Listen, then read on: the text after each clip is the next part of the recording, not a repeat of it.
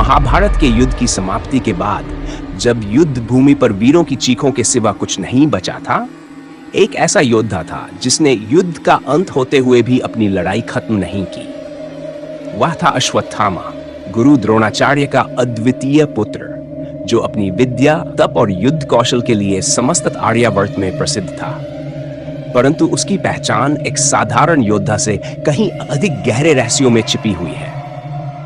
अश्वत्थामा का जन्म एक विशिष्ट ध्येय के साथ हुआ था। वह न केवल ब्रह्मास्त्र का अधिपति था, बल्कि उसे अमरता का वरदान भी प्राप्त था। परंतु जिस अमरता को एक वरदान के रूप में देखा जाता है, उसी अमरता ने उसे एक ऐसे शाप में परिवर्तित कर दिया जिससे वह आज भी इस संसार में भटक रहा है। महाभारत के अंतिम दिनों में जब कौरवों की सेना विनाश की ओर बढ़ रही थी और पांडव विजय के शिखर पर थे, अश्वत्थामा का मन अपने पिता की मृत्यु के बाद प्रतिशोध की आग में जल रहा था। द्रोणाचार्य, जिन्हें छलपूर्वक मार दिया गया था, उनके पुत्र अश्वत्थामा का हृदय दुख और क्रोध से भर गया था।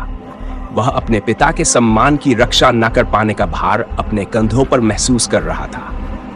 युद्ध भूमि के खून और आंसुओं के बीच उसकी प्रतिज्ञा थी कि वह इस अन्याय का प्रतिशोध अवश्य लेगा। अश्वत्थामा ने उस रात पांडवों के शिविर पर धावा बोला, जो इतिहास में रात्रि वध के नाम से जाना गया। उसने शिविर में सो रहे योद्धाओं का संहार किया और अपने प्रतिशोध को शांत करने के लिए पांडवों के अंतिम वंशजों तक का वध कर डाला। लेकिन प्रतिशोध की ज्वाला कभी शांत नहीं होती, वह केवल और अधिक धधकने लगती है। अश्वत्थामा ने यह समझने में भूल की कि प्रतिशोध से कभी आत्मा को शांति नहीं मिलती। उसके जीवन की सबसे बड़ी भूल तब हुई जब उसने ब्रह्मास्त्र का प्रयोग करने का निश्चय किया। ब्रह्मास्त्र, जो विनाश का सबसे शक्तिशाली अस्त्र था, उसे किसी निर्दोष पर चलाना एक महान अपराध माना जाता था। अश्वत्थामा ने आवेश में आकर यह विनाशकारी अस्त्र पांडवों को मारने के लिए छोड़ दिया। अर्जुन ने भी इसके प्रतिकार में ब्रह्मास्त्र छोड़ा, परंतु दोनों महान अस्त्रों के आपस में टकराने से सृष्टि का संपूर्ण विनाश हो सकता था। तब भगवान श्री कृष्ण ने हस्तक्षेप किया और अर्जुन से अपने ब्रह्मास्त्र को वापस लेने के लिए कहा। अर्जुन ने अपने ब्रह्मास्त्र को वापस बुला लिया, लेकिन अश्वत्थामा, जो क्रोध और प्रतिशोध से अंधा हो चुका था, अपने ब्रह्मास्त्र को वापस नहीं बुला सका।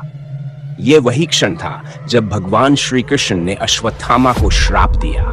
उन्होंने कहा कि अश्वत्थामा युगों युगों तक इस धरती पर जीवित रहेगा, लेकिन उसकी यह अमरता किसी वरदान की तरह नहीं होगी, बल्कि वह शापित होगा। उसके शरीर से लगातार घावों से खून बहता रहेगा और उससे ऐसी दुर्गंध निकलेगी जो उसे औरों से अलग कर देगी। वह हर युग में भटकता रहेगा, लेकिन किसी भी स्थान पर उसे शांति या मुक्ति नहीं मिलेगी। उसका शरीर एक निरंतर चलती पीड़ा का प्रतीक बनेगा और उसे हर क्षण उस पाप की याद दिलाता रहेगा जो उसने किया था। अश्वत्थामा के लिए यह श्राप एक भयंकर त्रासदी थी। उसे अमरता का वरदान तो प्राप्त था, लेकिन वह अब इस वरदान के बोझ तले दब गया था। मेरा ये चैनल सब्सक्राइब करें और मेरे हर अपडेट आपको मिले, इसके लिए बेल आइकन जरूर दबाइएगा। आप सभी को मेरी ढेर सारी शुभकामनाएं। उसकी आत्मा हमेशा के लिए शापित हो चुकी थी। कहते हैं कि आज भी अश्वत्थामा इस धरा पर जीवित है। उसकी पहचान एक अज्ञात रहस्य बन गई है। भारत के कई स्थानों में समय समय पर अश्वत्थामा के दिखाई देने की कहानियां सुनने को मिलती हैं। कुछ लोग कहते हैं कि उन्होंने किसी पुराने मंदिर के प्रांगण में एक विशालकाय व्यक्ति को देखा, जिसके शरीर पर गहरे घाव थे और उससे दुर्गंध आ रही थी।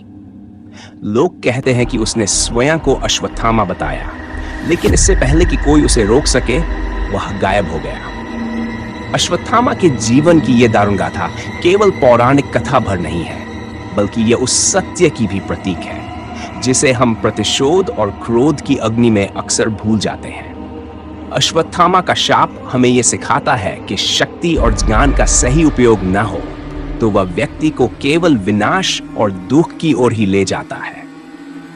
अश्वत्थामा को युद्ध विद्या का महान ज्ञान प्राप्त था, लेकिन जब उस ज्ञान का उपयोग उसने व्यक्तिगत प्रतिशोध के लिए किया तो उसने अपने जीवन को अनंत पीड़ा और शाप की ओर धकेल दिया।